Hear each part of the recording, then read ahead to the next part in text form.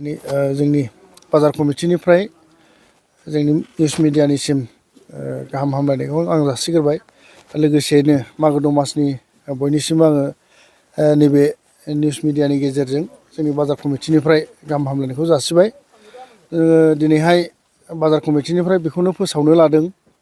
जोङो खुंग्रिं बाजार कमिटिया ओनसोलनि गासैबो आफाद आरो ओनसोलनि सानसुमैफोरजों रायलायलायनानै जे जोंनि खुंग्रिं ओनसोलनि सिङावनो थानाय जे आवजार बाजार, बे आवजार बाजारखौ माखासे उसुबिदा आरो माखासे जेंनानि थाखाय जोङो बेखौ सोलायनानै नैबे खुंग्रिंनि बिखायाव थानाय जे लाइब्रि दैलि बाजार, बे दैलि बाजाराव जोङो फैगौ सुक्रुबारनिफ्राय सप्तायारि जे बाजार खालामनो जोङो थि खालामदों। बेनिखायनो जोङो बे आवजार बाजार बा जोङो सुक्रुबार बारायखालि जे जोंनि आवजार बाजाराव सप्तायारि बाजार जायोमोन, बेखौ जोङो बे एखे बारायावनो नैबे लाइब्रि दखानाव बा खुंग्रिं दैलि बाजाराव जोङो फैगौ सप्तानिफ्राय जोङो बाजारखौ जों बानायसिगोन।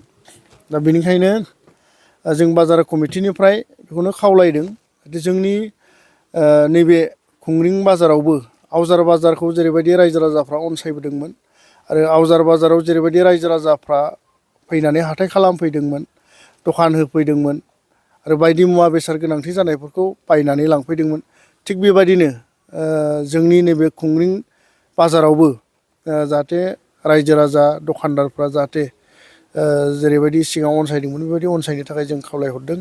मानोना जोङो माखासे जेंनाखौ जोङो नोजोर होदों आरो नैबे खुंग्रिं दैलि बाजाराव बे सप्तायारि बाजारखौ लाबोनायनि खारनानो जाहैबाय जाहाथे जोङो आवजार बाजार बा सप्तायारि बाजारखौ जोङो जाहाथे साबसिनै खालामलांनो हायो आरो जौगाहोनो हायो। दा बे मानोना आवजार बाजाराव थानाय समाव जोंनि बाजारा एखमबा 9थायावनो जोबोमोन, एखमबा 10थाहालागै जायो, 12थानिफ्राय बारफेरा बेबायदि जादों।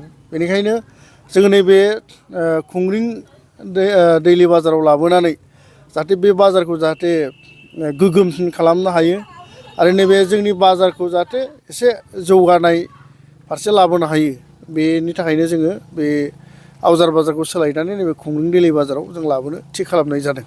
बेयाव फैनो थाखाय लामाया बोरै जागोन? बेवहाय जोंनि खुंग्रिं नैबे बाजाराव फैनाय लामाया जाहैबाय आवजारजों सिदा सोनाब फारसे फैनाय लामा दङ, बेजों जोङो फैनो हायो।